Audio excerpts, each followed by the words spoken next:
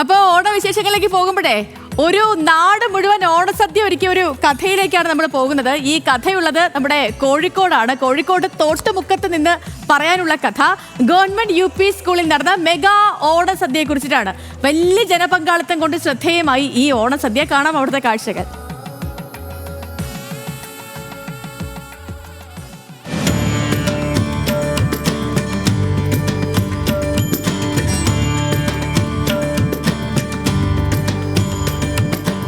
ഒരു നാട് മുഴുവൻ പങ്കെടുക്കുന്ന തോട്ടുമുക്കം ഗവൺമെന്റ് UP സ്കൂളിലെ മെഗാ ഓണസദ്യയ്ക്ക് തലേ ദിവസം രാത്രി തന്നെ ഒരുക്കങ്ങൾ ആരംഭിച്ചിരുന്നു.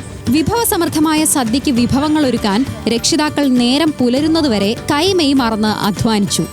ഉച്ചയായപ്പോഴേക്കും ആളുകൾ കൂട്ടമായി വന്നു തുടങ്ങി.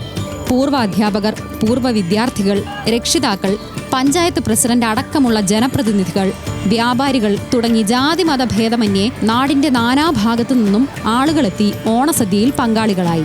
PTA നേതൃത്വത്തിലാണ് ഇത്തരത്തിൽ മറ്റെവിടെയും കാണാത്ത മാതൃകയിൽ ഒരു നാട് മുഴുവൻ പങ്കെടുക്കുന്ന ഓണസദ്യ ഒരുക്കിയത്.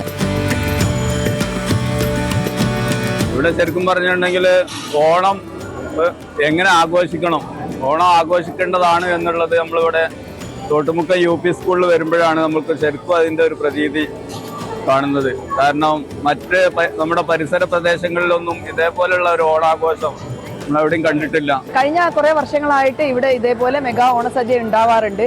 എന്നാൽ പോലും കഴിഞ്ഞ വർഷത്തേക്കാൾ വളരെ ഗംഭീരമായാണ് ഇത്തവണ ഈ സദ്യ ഒരുക്കിയതും.